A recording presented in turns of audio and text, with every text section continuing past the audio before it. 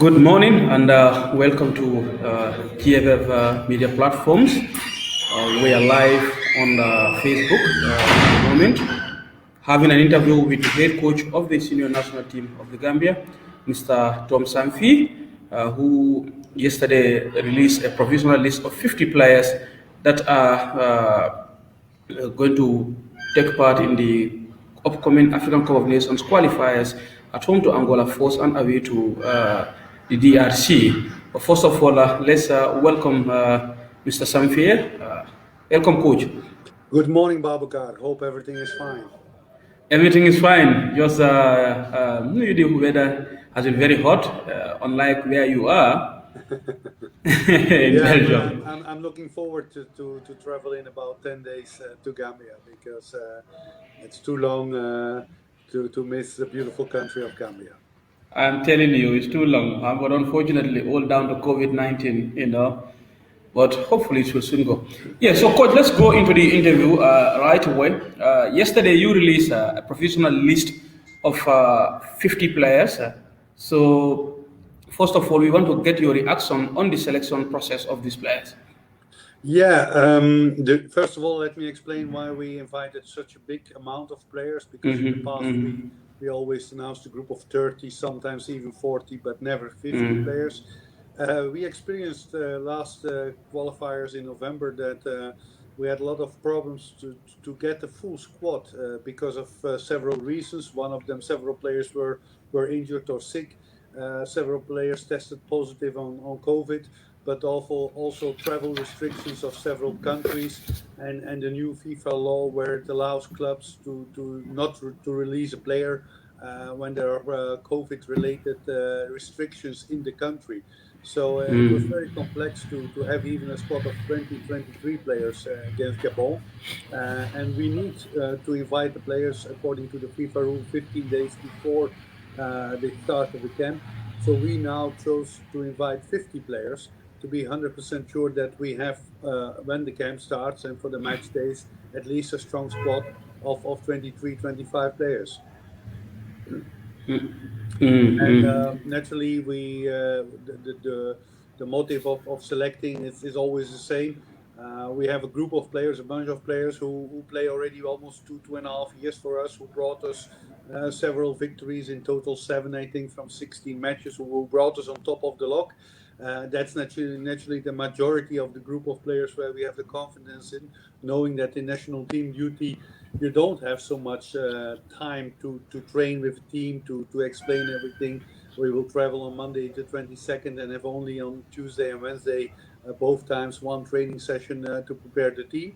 But naturally there's also some talent, other players who are performing, young and older players who are performing, and we want to have a bright selection for every position, defense, midfield, striker, and actually also goalkeeper.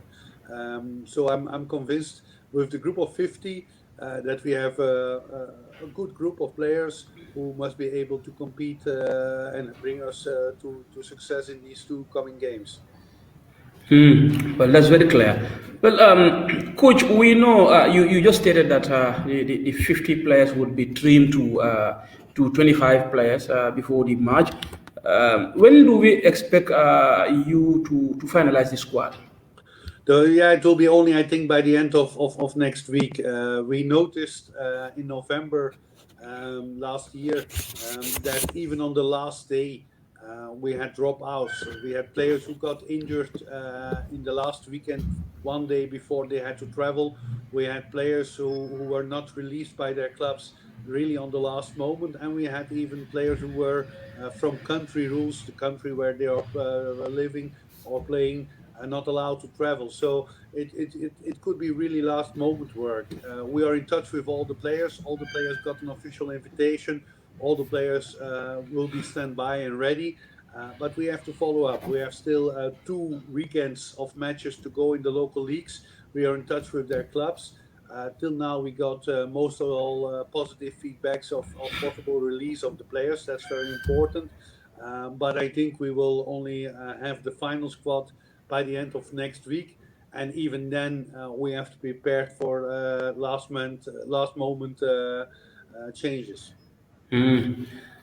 Well, it is always a selection headache for coaches when they have a pool of players, but that is something that coaches definitely love.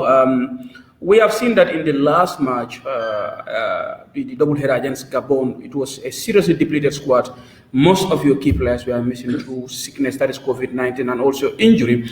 But still, the team gave a very, very, very respectable performance. They were unlucky to lose in Gabon, but back home in the Gambia, even again, some players like Ibrahim Koli, who played the first game, did not play the second match, but still the team won and is top of the group containing one of the three of the best sides in Africa. Gabon, I mean, is one of the strongest. DR Congo, I mean, they need no introduction in African football. Angola, they are World Cup finalists in 2010. But Gambia, when they are defeated even in Angola, 3-1 in Angola, our first competitive away win in more than 3 decades. I mean, tell us, how are you able to motivate these players to secure such impressive performances, even when whereas you don't have all your squad available, and also the constraint of having to train only 2 days with these players? Yeah. First of all, I think what you say is correct. We missed about 15 players when we had to play against Gabon for several reasons. It was not easy, but we have learned over the last 2 years that Gambia has such a bright group of players and so many quality players who all are loving their football country and ready to perform. It started 2.5 years ago when we drew with Algeria, and naturally the main group of players is still there. But in the meantime, we won off Benin, we Guinea Conakry, Congo Brazzaville, Morocco, Angola. We drew with DRC, and always there were new additions in the group. And sometimes we had players who were banned with yellow or red cards. Sometimes we had players who were injured or sick or COVID restrictions. And always we found a team.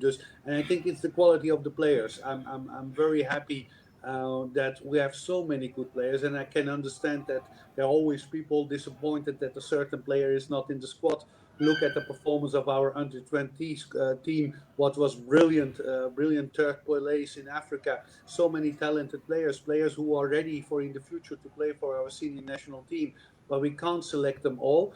But it gives us as coaches two things. It gives us a headache to make a final selection, because we will always disappoint players, fans, and public, because certain players will be not in the final selection. On the other side, it gives us a headache that we have to make that choice, and it are all quality players, but it gives also security that doesn't matter who is coming. We will have always a team ready to battle for the Scorpions, for the country, and to perform well. And I'm surrounded by a very good staff. Everything started with the GFF and the support, the perfect organization from flights, hotels, the great staff members around me, and it's teamwork what brings us always to these results. And I hope we can, against these strong opponents, as you mentioned already, because Angola is still about 40 positions better ranked on the FIFA ranking than us. DRC is about 100 positions better ranked on the FIFA ranking against us. So these are major football countries in African football. But I'm confident, and I hope that we can confirm our results of the past and get a win and qualify. Coach, I follow up to what I just asked about the mission of some players in the previous game. We have seen that the likes of Sol Mare, Asan Sise, have all the likes of Lamin Jallo, who all missed the last qualifiers, are back in the team. And tell us the significance. In fact, I think the only major absentee is Hamza Bari, who is still recovering from injury. But now, tell us the significance of these players and their return to the team. Yeah, first of all, it's very sad that Hamza Bari is not yet recovered of his injury. We naturally hope and pray that he will be soon back part of the football world, that he can play and train with his club and play matches, so that he is also available for the national team. But at this moment, he is not fit even, so he's not ready to play. Hopefully, he recovers soon. About the players you mentioned, naturally, Asan Sise has proven the last 2.5 years. He scored 6 goals in the last 2.5 years. We played 60 national team matches. We scored 20 goals, and 6 of them were scored by Asan Sise. that's unique, and he will be one of the all-time top scorers of Gambian football. He played against Angola in the first leg. He scored 2 goals there. After that, he first was banned, and then for the Gabon matches, he was out with COVID. It was a huge setback. On the other side, the players who replaced him, I think about Steve Strawali and others, did a very good job. But as a coach, naturally, you want your main players, the players who know your strategy, the players who know how it works, to be available. And Suleiman Mare, Hamza Berry, Lamin Jallo, are players who are there from the start when I started 2.5 years ago, and they grew with the team. So I'm very happy that they are available. Hopefully, the coming days, the coming weeks, everyone stay fit, and it will be very tough for us as coaching team to make that final squad, because we mentioned now 3 in this interview, but there are so many in players who have huge importance for this team. It's a team performance. It's a group of players who make each other stronger. It's never an individual person, never an individual player who bring us or guide us to victory. So every person in that chain is very important, and I hope that all these players stay fit so that we have a tough decision to take. But I'm happy that the players who were injured, who were out with bans of yellow cards in the past, and who had COVID, that they all recovered and that they are all available. Fantastic. We've also seen that in the provisional squad, we have a couple of new additions in the likes of Mamadou Jaju and Mamadou Bojan, who plays for the national under-20 team and was the one of the best players for the Gambia. This goes to show that Tom has his eyes glued to every Gambian, that is whether you are playing in domestic league or internationally. Yeah, to be honest, I have a list of more than 120 players all over the world who I follow on daily basis. There is no Gambian who I don't think I know. There are also Gambians who have dual citizenship. I mentioned a few: Seydi Yanko, Alexander Jallo, Leon Guara, Mohamedou Dramé, Rob Nizar, Cody Dramé. We are still in touch with them, but they are not yet 100% convinced to play for us, maybe in the future. We talked about Mamadou Bojang, who performed very well, but who was not the only player who performed well in that under-20 squad. I hope in the near future getting the opportunity in possible friendlies in June, September, October to invite more of these under-20 squad, to give them the opportunity to show their abilities in the first team. And naturally also James Gomez, who didn't play the under-20, is now also in the squad. He was performing well in Denmark. And we have new players like Lamin Sarr, goalkeeper, ex-Malmo, who play in Sweden. We have Ismail Jome, who play in the United States, who's now on trial in the MLS. We have played Aboubakar Bari, the brother of Hamza, and Sekou Touré, who play both in Israel. We have Aboubakari Kante, who is for the first time there, who played in France, who played in Belgium, and now in the Segunda Division in Spain. So there's a big group. Mamadou Jaju is now there. We hope he is coming. He was in the past already a few times selected. But there's a group of players who was always there. There's a few new players, names of players there, because football is always developing, and we get always more and more talent who is performing. So it's very good, and I hope in the near future, in friendly matches after these qualifications, then we have hopefully time to play some friendlies, to give some new players opportunities to show their ability, and maybe even other players than in this list of 50. Because Gambia has such a big amount of talented players who all deserve an opportunity in the national team. Okay, that's very clear. Now, Coach, we go into the match itself. Of course, you mentioned that the team is going to go to camp on the 22nd of March, and the first match will be against Angola at home on the 25th. Now, this is a game that has a lot at stake, in the sense that it could even determine at the end of the game we may be celebrating qualification to the AFCON. Because if we win and also Gabon wins, then we will have an unassailable 10-point lead, the both of us. It means even before the last match in Kinshasa, we would have already secured qualification to the AFCON. Can you tell us the significance of these two matches and the mentality that you are going to with these matches? Because this is the first time that the Gambia would secure qualification to the Scorpions Cup if we make it. Yeah, I know that every Gambian in Gambia, but all over the world, is praying and hoping that we qualify. But it counts the same for everyone in GFF, the coaching staff, the players. We all are eager to do everything to make history together. But it won't be easy. I mean, celebrating before we achieve something is always very dangerous. We are at this moment of time in pole position, but we have to be also honest and fair to say that our opponents are also strong and our opponents are also playing for something. It won't be an easy game.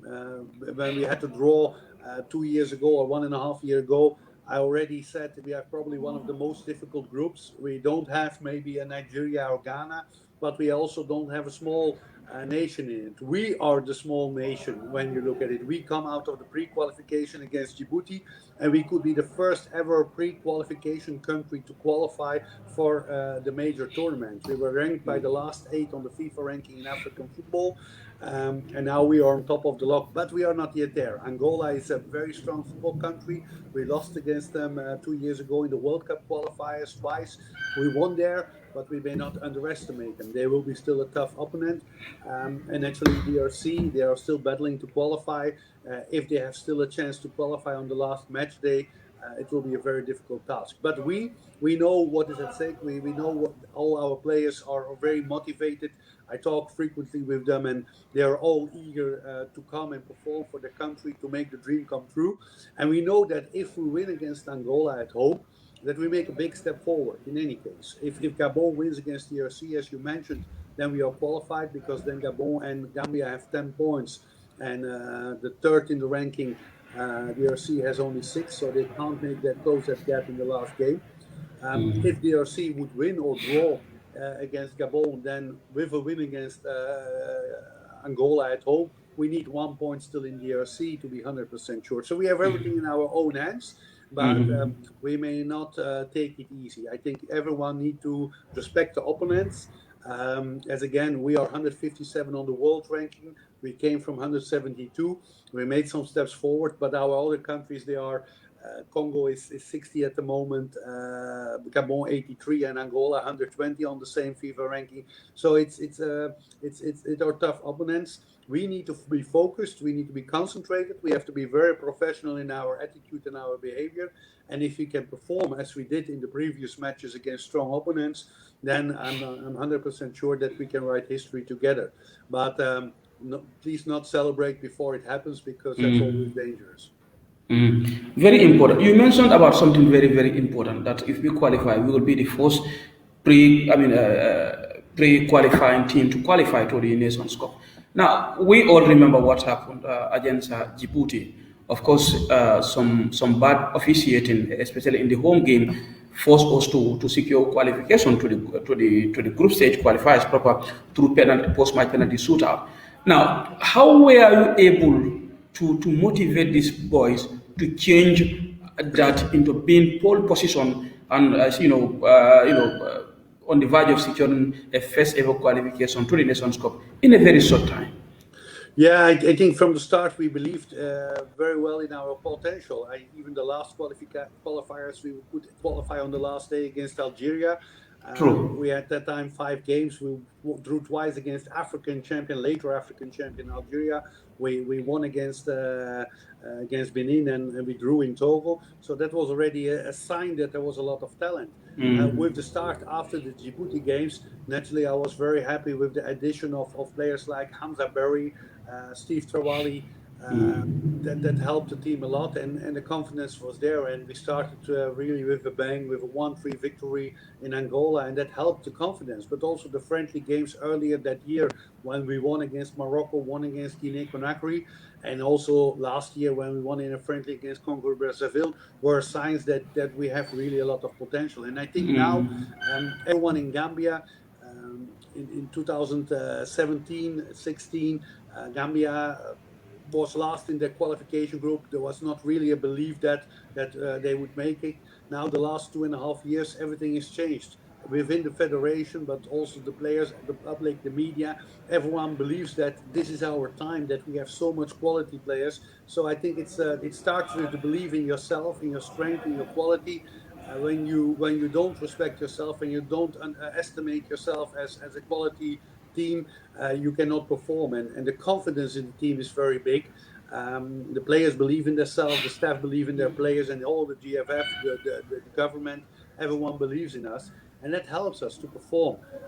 Naturally, you may not be overconfident. You play always with opponents. There are always factors you can't control, but we know that we have the quality now and in the future to be one of the countries who regularly can qualify for African football, and that has been shown also again with the under 20 last weeks.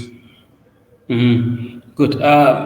Fans are following us on Facebook, and one Bubakar Sane said the whole Gambia is 100% behind this team, and they believe in the team's potential. But he said it is unfortunate that fans may not be able to watch the match because of still the restrictions that are in place due to COVID-19. Yeah, it's very sad. It's a very sad moment because it could be the first time in history we qualified. Like you said, we could even be qualified on Thursday the 25th if we win against Angola, and the same moment, the same time, Gabon wins against DRC. And it would be nothing more nice to celebrate that with all the fans together in the stadium, as we did in previous matches. I remember the Algeria match, full crowd, but even the DRC match when we in the last seconds played 2-2. The celebrations after the game were immense. And football is there for the public. We want to celebrate it with the public. So it's sad, but the COVID situation is real. It's all over the world. People are still getting infected. People are still dying everywhere in the world. And we have to respect these measurements of the government. And I think it's at this moment of time the right decision in that way. It's only very sad for the fans, sad for us as players and staff, but we can't change it. Hopefully, we can celebrate on another moment all together if we qualify. And more important, hopefully we can all celebrate when we are next year in Cameroon playing AFCON. And hopefully by then, COVID could be history. Coach, when you look at our teams prior to you being the coach, in most cases, once our teams go behind, it is naturally very difficult for them to find their way back into the game. But we have seen that, for the past few years, this Gambian team, they are never say die attitude. Perfect examples would be against Benin when we came from behind to win 3-1 under very difficult circumstances. Djibouti is another example. Even Algeria, we came from behind inside Algeria to draw. All these things against Gabon, also inside Gabon. If there was another extra 5 minutes, the team could have equalized and secure a point.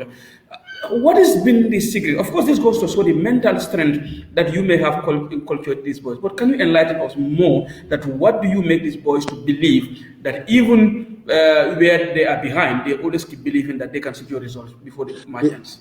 Yeah, even in Angola, our first away victory, Angola scored first one. Exactly. We scored 3 goals afterwards. So it's not something unique. It happens frequently with us. And statistically, we scored 20 goals in the last 16 games since I'm there. From these 20 goals, we scored 6 goals in the last 22 minutes of the game. And we scored 4 goals in extra time. That means that we score 10 goals of 20 in the last part of the game. And it's even part of our strategy, naturally. We know that how later you can score, how more difficult it is for your opponent to come back in the game. And we made it our strength. We have a belief in that. We have so much quality. It's also quality of players having on the bench. If you have good players on the pitch, but also quality players on the bench, you as a coach can make changes, and the players who come in, they can immediately perform and show their ability.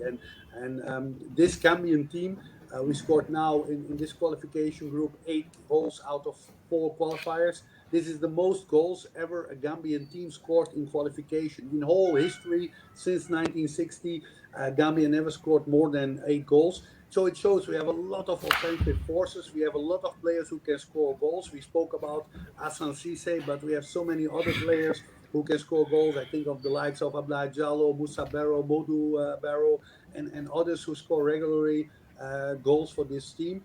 And that's a strength. We are mentally strong. We have a belief that we are not afraid of anyone. Even if they score a first goal, we can push back. But also we have the quality. We have the quality of the players on the pitch, but even on the bench, players who can come in, they can turn around the system. and of the game. And we have a lot of players, not only one player. We have a lot of players who can find the way to the net, and that helps. It's a mix of different things, and I think mentally it's very important to be that strong, because it's possible that the opponent scored the first goal. You don't have control over that. Only you don't have to let your head go down. You have to fight back, battle back, and believe in yourself. And I think it's a fear for many opponents now. They know that we can bounce back. They know that we are never knock out, and hopefully we can perform the same way in March. Well, one Demba Jallo is saying that you've been very patient since you took over, and you continue to believe in your system and what you want. That has been the key to this success. Yeah, I think sometimes people underestimate or have a different vision about being national team and club. If you're a club coach and your club team, you work every day with your players. You play many friendly games in the preseason. You work week in, week out. You have games. If a game goes wrong, you lose it. Next week you win. Everyone forgot that you lost. But you can work every day on systems, on tactics. You can try out things. As a national team coach, you have very limited time. We are limited by the FIFA dates. Our federation fill in every occasion to play friendlies, but we have no more chances because our players play abroad. We cannot play outside FIFA dates. So we are very limited in the options to play friendlies. We are very limited in the time to train. Sometimes one training session, two training sessions maximum. So as a coach, you need that stability.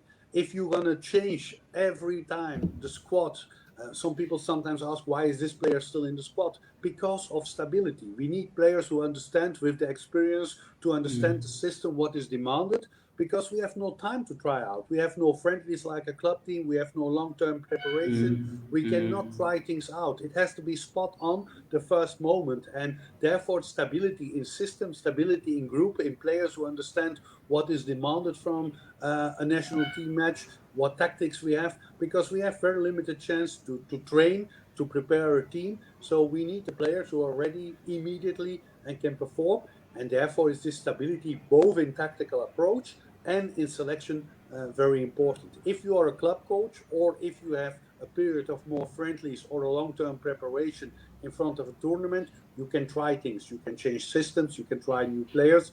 But in a qualification modus where you have only 1-2 training sessions without possibility for friendlies, it's too risky to try too much. So, in terms of general preparations for this game, what can you tell us about some of the moves that have been made so far? Yeah, we have still the problem of the restrictions of COVID. So let's first hope that the majority of the players is able to travel.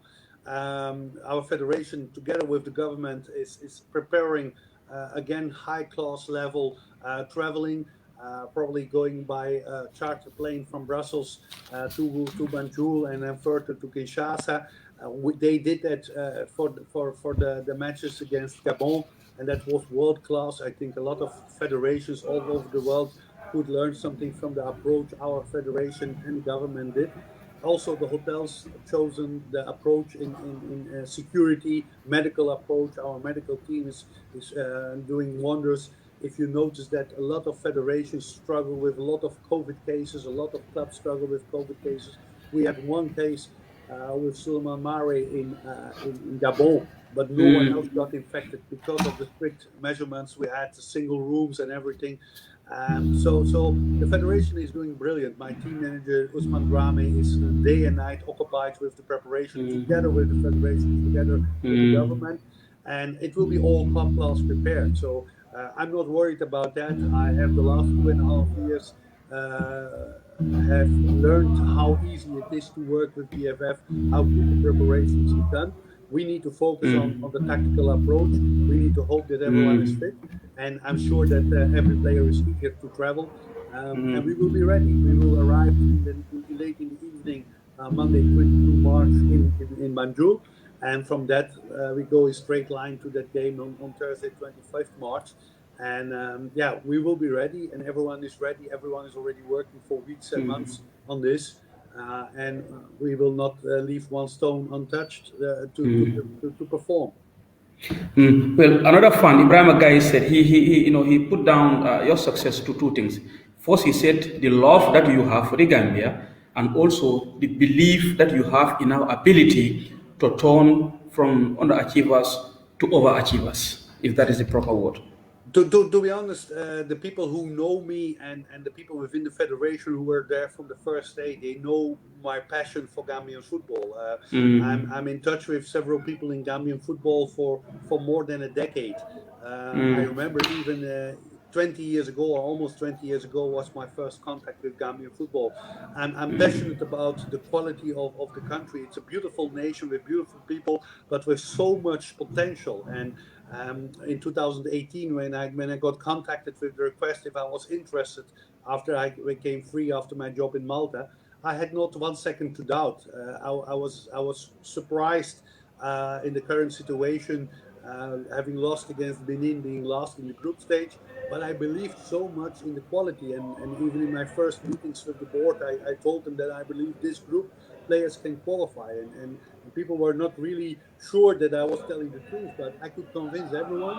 And it's a group of players, and I have to thank the technical director, the whole federation, the clubs, the club coaches, the academies in Gambia, who always deliver new talented players, who always develop new talented players, because of their work we have now a very fruitful generation of players, and even more fruitful coming in the future of young talented players. It's teamwork, and when I came to Gambia, I knew exactly where I would start. I knew exactly how much talent there was.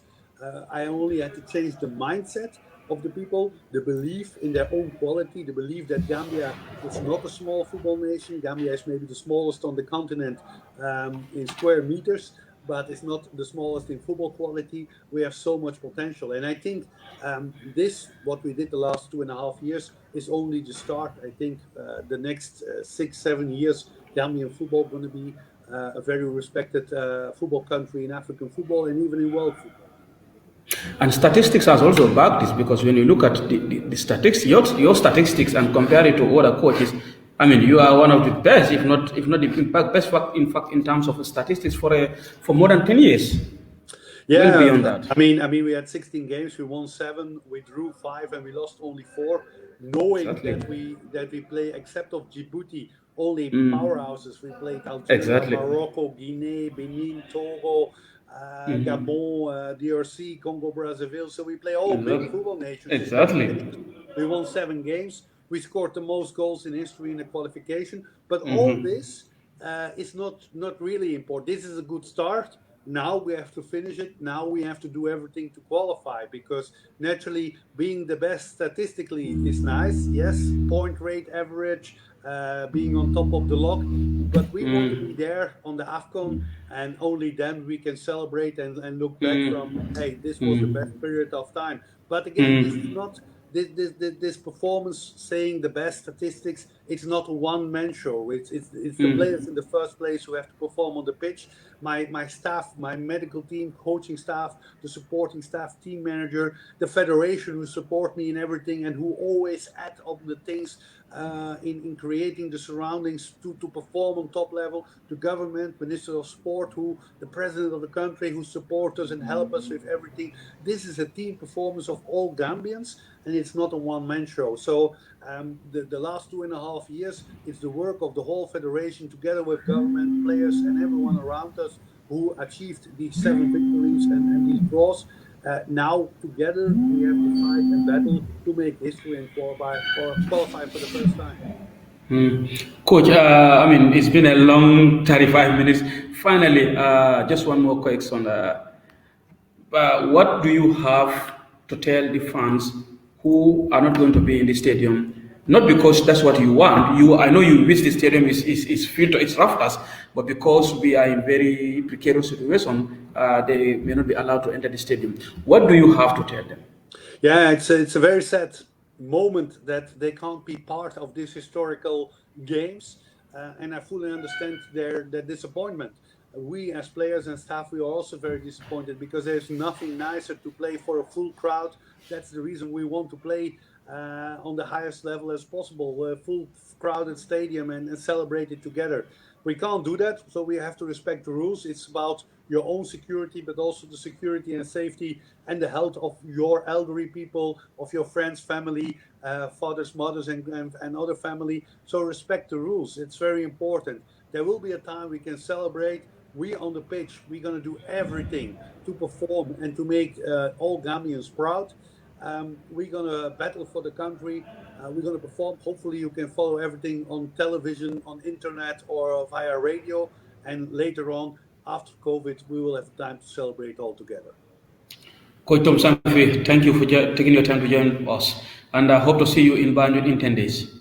Looking forward to that. Thank you very much. Thank you. Well, that's all we have for you in this interview with head coach of the Scorpions, Tom Saintfiet, whose charges will play against Angola on the 25th of March here in Banjul at the Independence Stadium. Kickoff is at 4 p.m. The second match will be against the Democratic Republic of Congo in Kinshasa on the 29th of March. Very significant matches, history in the making for Gambian football, because for the first time in association football history of official football in the Gambia, we may qualify for the AFCON. Victory at home to Angola, coupled with a victory for Gabon at home to the DR Congo, will give us an unassailable 10-point lead. Both teams, 2 teams will qualify from each group.